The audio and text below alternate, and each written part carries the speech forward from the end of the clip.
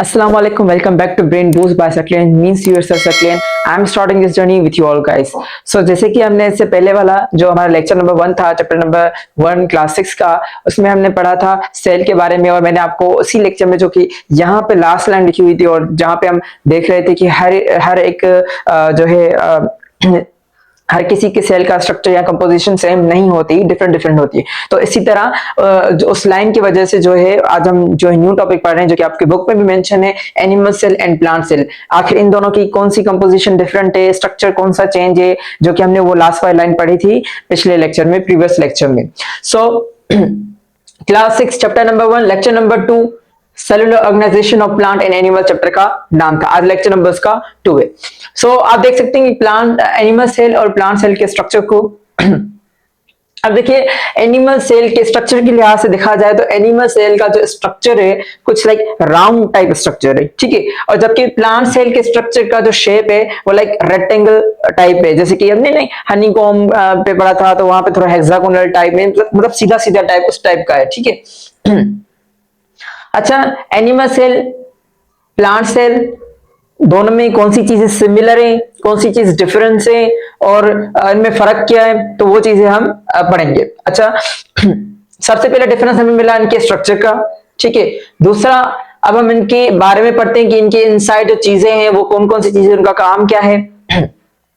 अच्छा देखो, जो ऊपर वाली आपको लेयर नजर आ रही है, सेल के ऊपर जो लेयर है, इसको हम कहते हैं सेल मेम्ब्रेन, ठीक है।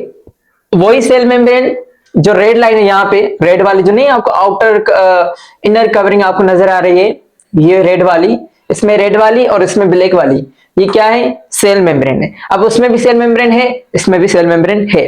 फर्क सिर्फ इतना है, यहाँ पे आउटर मोस्ट है, मीन सबसे पहले वाली जो लेयर है वो सेल मेम्ब्रेन, लेकिन यहाँ पे सेकंड नंबर पे जो रेड वाली आ रही है वो सेल मेम्ब्रेन। अच्छा, उसके बाद यहाँ पे देखें, अब पहले हम सिमिलर चीजों को पढ़ रहे हैं। यहाँ पे देखिए आपको ये रेड वाला कुछ नजर आ रहा है, ठीक है। इसको क्या बोलते हैं, माइटोकॉन्ड्रिया। यहाँ पे भी आपको नजर आ रहा है माइटोकॉन्ड्रिया, ये चीजें सिमिलर है।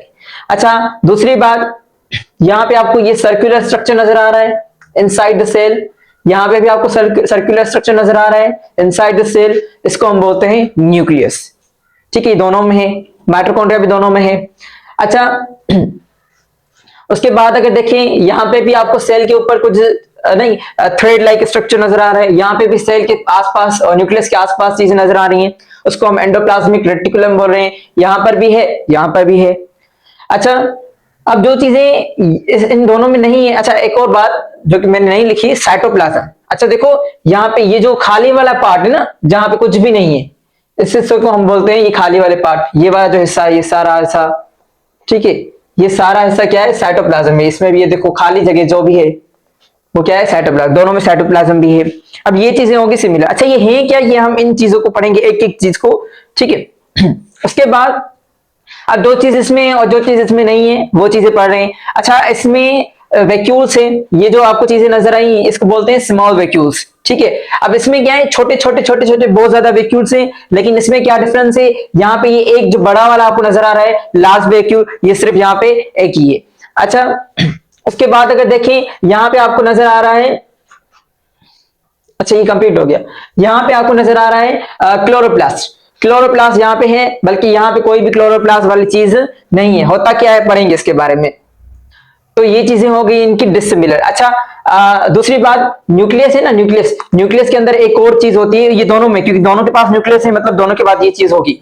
न्यूक्लियस के अंदर होता है ये छोटा वाला एक और स्ट्रक्चर जिसको हम न्यूक्लियोलस बोलते हैं, और न्यूक्लियोलस के अंदर होते हैं हमारे क्रोमोसोम्स। अब ये चीजें क्या है ये हम पढ़ेंगे। यहाँ पर भी न्यूक्लियस है, न्यूक्लियस के अंदर क्या है, न्यूक्लियोलस, और न्यूक्लियोलस के अंदर क्या है, क्रोमोसोम्स।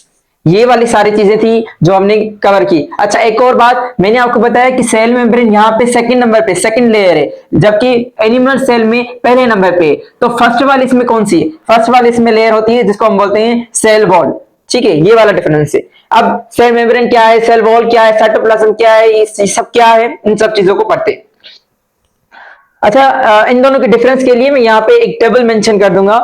आप देख सकते हैं टेबल में कौन सी चीज इसमें एनिमल सेल में है, कौन सी चीज प्लांट सेल में है, कौन सी इन दोनों में नहीं है, तो वो सारा टेबल में आपको नजर आ रहा है।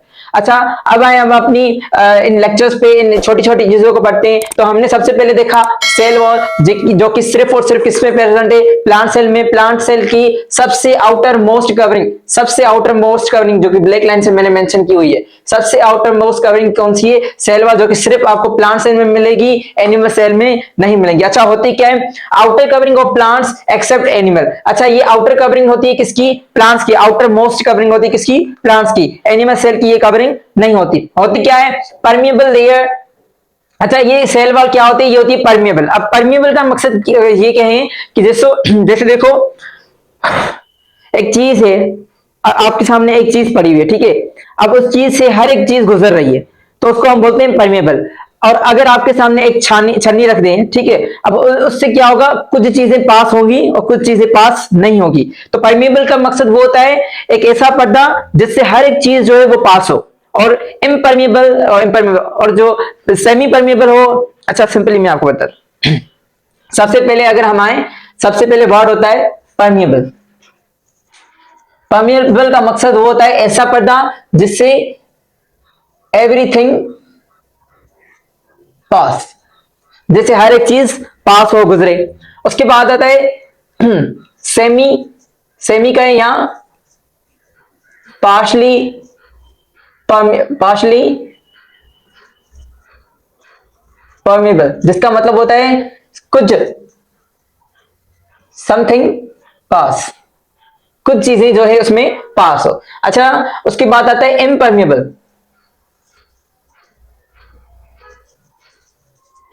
अब इम्परमिएबल का मकसद क्या आता है, जिससे नो एनीथिंग पास, जिससे कोई भी चीज पास ना हो।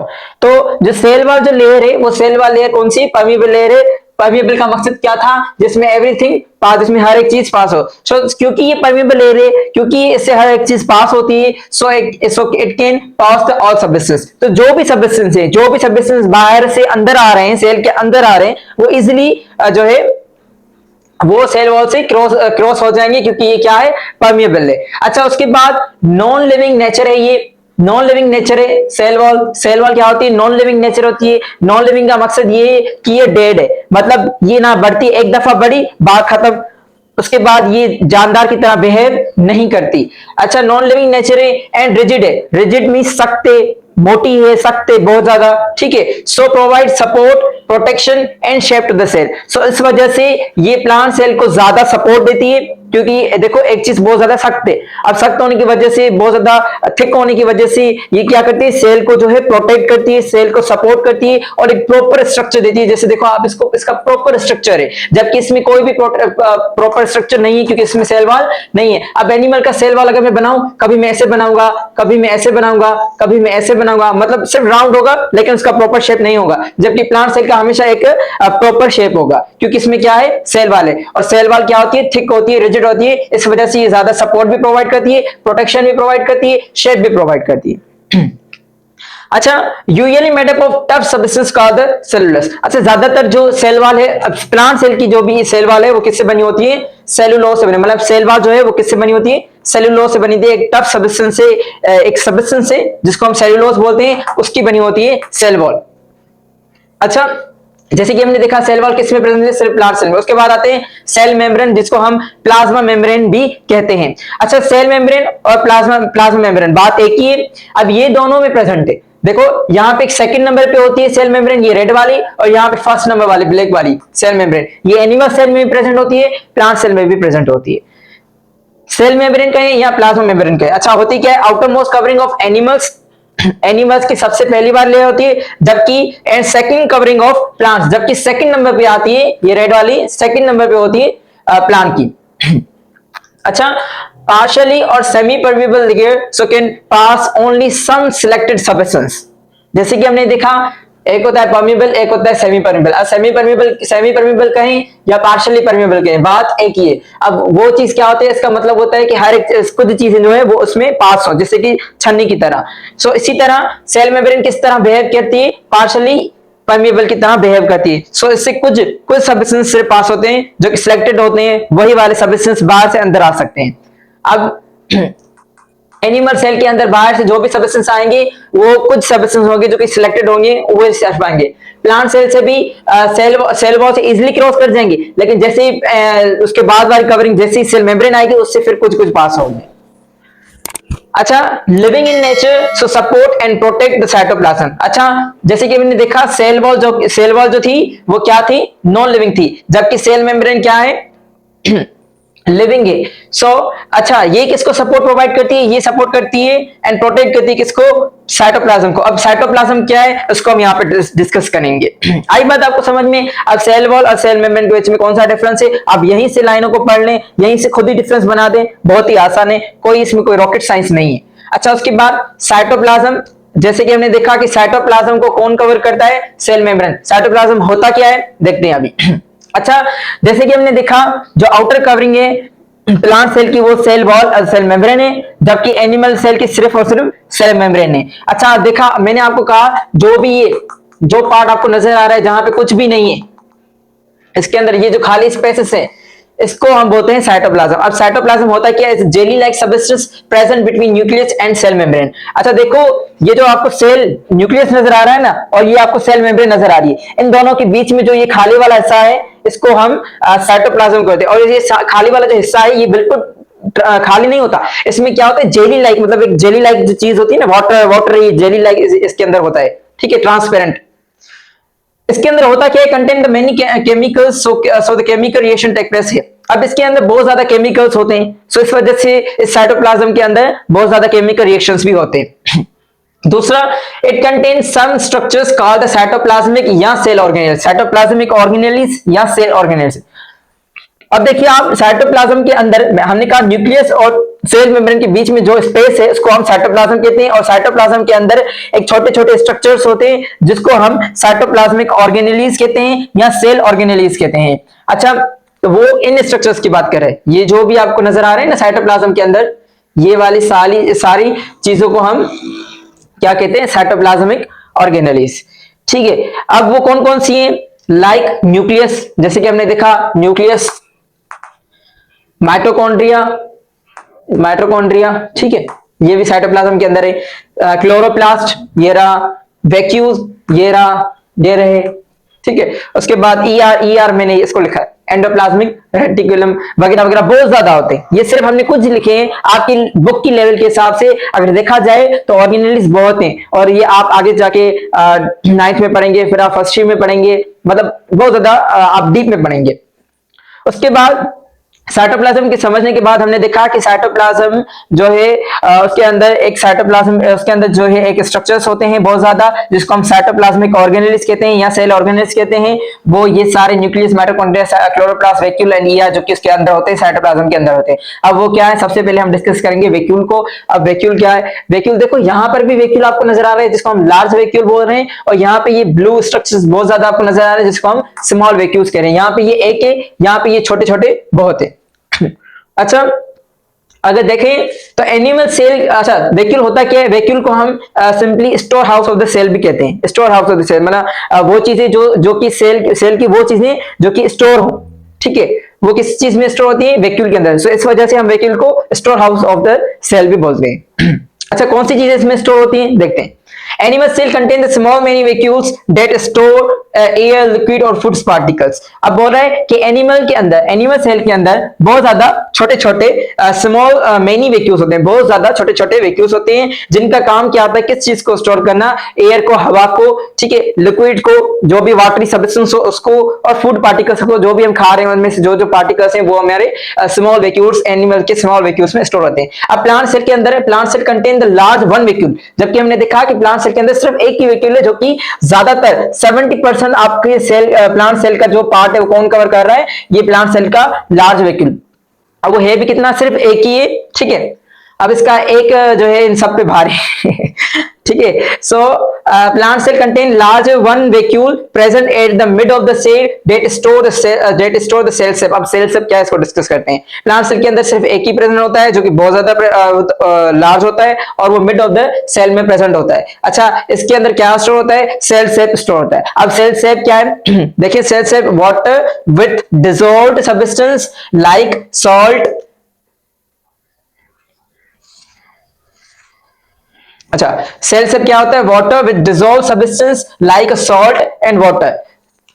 अब सेल सेट के अंदर क्या होता है, वाटर एक सोल्यूशन होता है जिसके अंदर डिजोल्व जो है वो साल्ट होते हैं, और जो है sorry dissolve salt and sugar,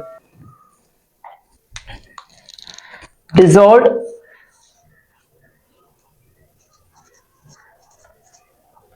sugar और साल्ट ये डिजोल्व होते हैं वाटर के साथ, जिसको हम मिक्सचर, उस मिक्सचर को हम क्या बोलते हैं, सेल सेल, और ये स्टोर होता है किसमें, प्लांट सेल के लार्ज वैक्यूल में। अच्छा, उसके बाद अच्छा इसको बोल, that's why the plant cell becomes trim by taking the water. अच्छा, बोल रहे हैं कि ये इस वजह से क्योंकि इसके अंदर वाटर होता है, और ये पानी को जब हम हम देते हैं प्लांट्स को, और जो प्लांट जो है वो पानी को इनटेक करता है, वो सेल में जाता है, और सेल में जैसे ही जाता है वो किस चीज में जाता है, लार्ज वैक्यूल के अंदर जाता है। इस वजह से वो क्या हो जाता है, फ्रिम हो जाता है, बड़ा हो जाता है साइज में, और एक नहीं एक नरम नरम सी सॉफ्ट वाली लुक देता है।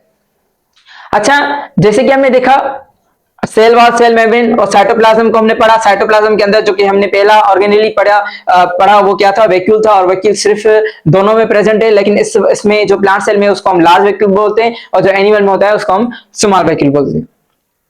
अच्छा, उसके बाद क्लोरोप्लास्ट। अब क्लोरोप्लास्ट क्या है, ये सिर्फ और सिर्फ आपके प्लांट सेल में प्रेजेंट है, एनिमल सेल के अंदर ये प्रेजेंट नहीं होता। अच्छा, होता क्या है क्लोरोप्लास्ट, अच्छा ये ग्रीक वर्ड है, chloro means green and plast means living structure. Greek word है, chloro means green and plast means living structure. ऐसा ग्रीन लिविंग स्ट्रक्चर जिसको हम सिंपल इसकी माना क्या है, ग्रीन लिविंग स्ट्रक्चर, क्लोरोप्लास्ट को हम बोलते हैं। अच्छा, these are tiny disc that present only in plants. ये बहुत ज्यादा छोटी छोटी एक डिस्क नमूने एक चीज जो है स्ट्रक्चर होती है जिसको हम क्लोरोप्लास्ट बोलते हैं। ये देखो आपको नजर आ रही छोटी छोटी डिस्क जिसको हम क्लोरोप्लास्ट बोलते हैं, और सिर्फ किस में प्रेजेंट होते हैं, प्लांट सेल में प्रेजेंट होते हैं। उसके बाद contain a green substance called chlorophyll. अब इसके अंदर क्लोरोप्लास्ट के अंदर क्या होता है, क्लोरोफिल होता है। अब क्लोरोफिल क्या होता है, ये ग्रीन सब्सटेंस होता है, करता क्या है, chlorophyll trap the sunlight for the photosynthesis and also provide the green colour to the plant. अच्छा, जैसे कि आपने देखा आपने पढ़ा होगा अपनी अर्लियर क्लासेस में, 6 से पहले जो क्लासेस थी उसमें आपने पढ़ा होगा फोटोसिंथेसिस, 5 क्लास में जरूर आपने पढ़ा होगा फोटोसिंथेसिस को, बिल्कुल ब्रीफ में नहीं लेकिन ऊपर ऊपर से आपने जरूर पढ़ा होगा कि प्लांट सेल के अंदर जो है वो लीव्स के अंदर जो है फोटोसिंथेसिस होती है, और लीव के अंदर होता है क्लोरोप्लास्ट, क्लोरोप्लास्ट के अंदर होता है क्लोरोफिल, जहां पे जो है जिसकी क्लोरोप्लास्ट के अंदर जो है फोटोसिंथेसिस होती है, और जो है सब लाइट कैप्चर होती है। लाइट कैप्चर कौन सा पार्ट करता है, क्लोरोफिल करता है। अब हमने देखा कि क्लोरोप्लास्ट के अंदर क्लोरोफिल होता है, और क्लोरोफिल जो है ग्रीन पार्ट होता है जो कि स्ट्रक्चर, प्लांट की जो स्ट्रक्चर है उसको ग्रीन करता है, उसको ग्रीन कलर देता है। और दूसरा इसका काम क्या क्या होता है, सनलाइट को कैप्चर करना ताकि फोटोसिंथेसिस हो पाए। अच्छा, उसके बाद these are the energy converting organelles. ये क्या है, एनर्जी कन्वर्टिंग ऑर्गेनेलिस है। क्लोरोप्लास्ट को हम एनर्जी कन्वर्टिंग ऑर्गेनेलिस बोलते हैं। एनर्जी कन्वर्ट की ये मतलब मकसद का क्या है कि ये केमिकल एनर्जी को कन्वर्ट करते हैं किसमें, सॉरी सोलर एनर्जी को कन्वर्ट करते हैं किसमें, केमिकल एनर्जी में। अब जो लाइट की एनर्जी जो कि सोलर एनर्जी, लाइट एनर्जी मतलब सोलर एनर्जी, उस एनर्जी को ये कैप्चर करते हैं और रिएक्शन में इस्तेमाल करके और फिर उससे एक केमिकल बनाते हैं। सिंपली मैं कहूं, अगर वाटर और कार्बन डाइऑक्साइड, वाटर और कार्बन डाइऑक्साइड दोनों मिक्स होते हैं और किसकी मदद से, सोलर एनर्जी की मदद से, और हमें प्रोडक्ट में क्या मिलता है, हमें वाटर मिलता है, हमें ग्लूकोज मिलता है, हमें ऑक्सीजन मिलती है। ठीक है, तो इससे क्या हुआ, हमें केमिकल्स मिले, मतलब सोलर एनर्जी की मदद से हमें क्या मिला, केमिकल एनर्जी मिली। तो इसको इसलिए हम एनर्जी कन्वर्टिंग ऑर्गेनेलिस बोलते हैं क्लोरोप्लास्ट को। अच्छा, ये फोटोसिंथेसिस थी जो मैंने आपको अभी बताया। उसके बाद फोटोसिंथेसिस वैसे हमारा चैप्टर है जो कि हम पढ़ेंगे इसके बाद। न्यूक्लियस, जिसको हम कैरियन भी बोलते हैं या ब्रेन ऑफ द सेल भी बोलते हैं। न्यूक्लियस कहें, कैरियन कहें या brain of the cell. Brain of the cell means mastermind, जो पूरे सेल का जो मास्टरमाइंड है ना वो होता है न्यूक्लियस। अब इन सारी चीजों को कंट्रोल करने वाला कौन है, न्यूक्लियस है, जिसको हम ब्रेन ऑफ द सेल या कैरियन बोलते हैं। Present in both plant and animal cell. अब ये दोनों में प्रेजेंट है, प्लांट सेल में भी एनिमल सेल में भी, जस्ट लाइक माइटोकॉन्ड्रिया जो कि प्लांट सेल में भी है, प्लांट सेल में भी है, एनिमल सेल में भी है। करता क्या है, control all chemical reaction of the cell. अब ये सारे के सारे जो भी रिएक्शंस होते हैं प्लांट सेल के अंदर या एनिमल सेल के अंदर, उन सब रिएक्शंस को कौन कंट्रोल करता है? न्यूक्लियस कंट्रोल करता है। If the cell contain one nucleus called the uninuclear, if the cell contain many nucleus called the multinuclear. अब इस लाइन का मकसद क्या है? देखो किन हर एक सेल में ऐसा नहीं है, ये मैंने दो सेल बनाया, इसका मकसद नहीं कि यहाँ पे सिर्फ एक ही न्यूक्लियस होगा, इसमें भी सिर्फ एक ही न्यूक्लियस होगा, इसका मतलब ये नहीं है। अब डिपेंड करता है कौन से ऑर्गन है। फॉर सपोज हमारे मसल है, अब मसल के जो सेल्स होंगे उनमें बहुत ज्यादा जो है न्यूक्लियस हो सकते हैं। किन मसल में बहुत ज्यादा होते हैं, किन मसल में एक दो होता है, किन मसल में किन मसल में एक होता है, किन मसल से एक से ज्यादा होता है उन सेल के। ऐसा सेल जिसके अंदर बहुत ज्यादा न्यूक्लियस हो उसको हम मल्टी न्यूक्लिएटेड सेल बोलेंगे, और ऐसा सेल जिसके अंदर सिर्फ एक ही न्यूक्लियस हो उसको हम यूनिन्यूक्लिएटेड सेल बोलेंगे। It also contain the nucleus which have the chromosomes. अच्छा, it also contain nucleolus which have also chromosomes. अब देखो जैसे कि हमने यहाँ पे देखा कि एनिमल सेल या प्लांट सेल की बात करें, दोनों में इसमें क्या होता है? न्यूक्लियस होता है। अब न्यूक्लियस के अंदर क्या होता है? जैसे कि मैंने आपको बताया, इसके अंदर एक और स्ट्रक्चर होता है न्यूक्लियस के अंदर जिसको हम न्यूक्लियोलस बोलते हैं, जो कि न्यूक्लियस में प्रेजेंट होता है। अब न्यूक्लियोलस के अंदर क्या होता है? क्रोमोसोम जैसे स्ट्रक्चर्स होते हैं। अच्छा सॉरी, क्रोमोसोम क्या होता है? क्रोमोसोम एक ऐसे स्ट्रक्चर्स होते हैं जो कि हमारे पेरेंट्स से हम में आते हैं। जैसे कि आप अगर आप सिंपल एक चीज देख लें, हाइट का, ठीक है, हाइट देख लें, कलर देख लें, आपकी हेल्थ देख लें, ठीक है, एवरीथिंग हमें अपने पेरेंट्स से मिली है। तो वो कौन सी चीज जो है हमारे अंदर आई और हम हमारे अंदर ये चीजें डेवलप की कि हम अपने पेरेंट्स से जो है वो मिले जुले, तो वो चीज थी क्रोमोसोम्स। अब क्रोमोसोम्स किससे आए? पेरेंट्स से आए। किसमें? हम बच्चों में आए, जिसको हम अच्छा बच्चे मींस ऑफस्प्रिंग में आए, पेरेंट्स से ऑफस्प्रिंग में आते हैं। कौन से करेक्टर, कौन सी चीजें? क्रोमोसोम्स। अब क्रोमोसोम्स ही डिसाइड करता है एवरीथिंग ऑफ द बॉडी कि किस सेल को किस तरीके से बिल्ड करना है और वो किस तरीके से एक स्ट्रक्चर को बनाए। जैसे कि लिखा हुआ है, chromosomes are thread like materials, ये एक धागेनुमा स्ट्रक्चर्स होते हैं that store the chemical instructions to build the cell and its functions. ये स्टोर करते हैं केमिकल इंस्ट्रक्शंस को, इसके अंदर हमारी सारी की सारी मालूमात, हमारी each and every detail in chromosomes के अंदर प्रेजेंट होती है, जो कि हमारी बॉडी को डिसाइड करती हैं कि किस तरीके से बनना है, जो कि आते कहां से हैं? पेरेंट्स से आते हैं। ठीक है, ये हमारे सेल को ही बनाते हैं यही क्रोमोसोम्स, और यही हमारे फंक्शन डिसाइड करते हैं कि किस सेल का कौन सा फंक्शन होगा। ठीक है, they passes from parents to offspring, और यही क्रोमोसोम्स यही क्रोमोसोम्स पेरेंट्स से हम में आते हैं। अच्छा, ये एक छोटा सा लेक्चर था। दूसरी मैं बात कहूं माइटोकॉन्ड्रिया की, माइटोकॉन्ड्रिया आपकी बुक में लिखा नहीं हुआ, लेकिन सिंपली अगर मैं दो वर्ड इसके बताना चाहूं तो माइटोकॉन्ड्रिया में अंदर, जैसे कि क्लोरोप्लास्ट के अंदर हमने पढ़ा कि इसके अंदर हम जो है वो इसके अंदर होती है फोटोसिंथेसिस, उसी तरह फोटोसिंथेसिस होती है, फोटोसिंथेसिस से फूड बनता है जो कि ग्लूकोज होता है। इसी तरह माइटोकॉन्ड्रिया के अंदर क्या होता है? माइटोकॉन्ड्रिया के अंदर रेस्पिरेशन होती है, और रेस्पिरेशन से क्या होता है? जो कि ग्लूकोज है वो ब्रेक होता है, उससे हमें एनर्जी मिलती है। तो ये चीज जो है माइटोकॉन्ड्रिया में होती है। सिंपली आप सिर्फ इतना याद रखें।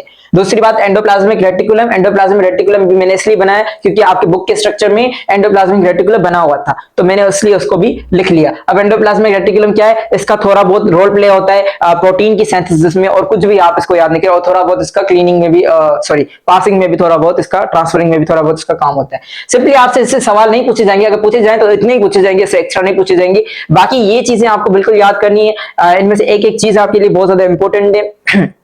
अब छोटा सा मैं अगर समराइज करना चाहूं, हमने आज एनिमल सेल और प्लांट सेल पढ़ा। एनिमल सेल के अंदर जो भी एनिमल सेल की जो है आउटर कवरिंग जो है वो सेल मेम्ब्रेन है, जबकि प्लांट सेल की आउटर कवरिंग जो है वो सेल वॉल है, जबकि दूसरे नंबर पे यहाँ पे सेल मेम्ब्रेन आती है। प्लांट सेल के अंदर सेल वॉल नहीं होती। उसके बाद हमने पढ़ा कि इसके अंदर साइटोप्लाज्म होता है, एनिमल सेल के भी अंदर और प्लांट सेल के भी अंदर साइटोप्लाज्म होता है। अब साइटोप्लाज्म के अंदर ऑर्गेनेल्स होते हैं, जो कि ये वाले सारे जो भी स्ट्रक्चर आपको नजर आ रहे हैं, माइटोकॉन्ड्रिया, न्यूक्लियस, क्लोरोप्लास्ट, ईटीसी जो भी है, ठीक है, ये सब किसमें प्रेजेंट होती है? साइटोप्लाज्म के अंदर होती है। अच्छा, दूसरी एक एक्स्ट्रा इन्फॉर्मेशन देना चाहूँ, देखें या इसका जो न्यूक्लियस होता है ना, ज्यादातर जो है वो बीच में होता है, ज्यादातर मिड में होता है, जबकि इसका न्यूक्लियस जो है वो बहुत ज्यादा साइड में होता है। ठीक है, लेटरल साइड में होता है। अब ये किस वजह से होता है? ये इस वजह से होता है क्योंकि इसका जो माइटोकॉन्ड्रिया वो बीच में होता है, तो वो इसकी जो जगह है वो खुद ले लेता है और उसको आप दूर कर देता है। तो अगर इस तरीके का कोई सवाल आ जाए कि कौन सी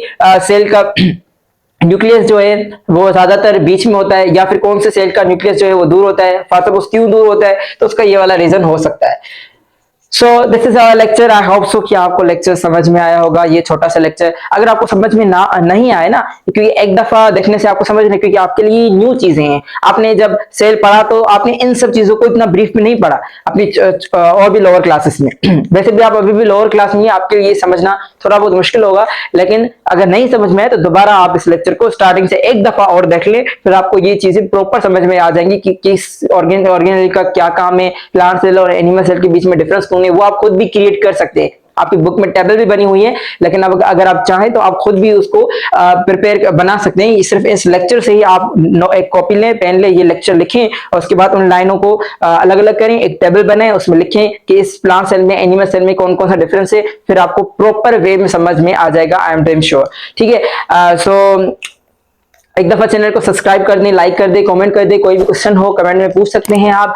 सो अल्लाह हाफिज, थैंक यू सो मच।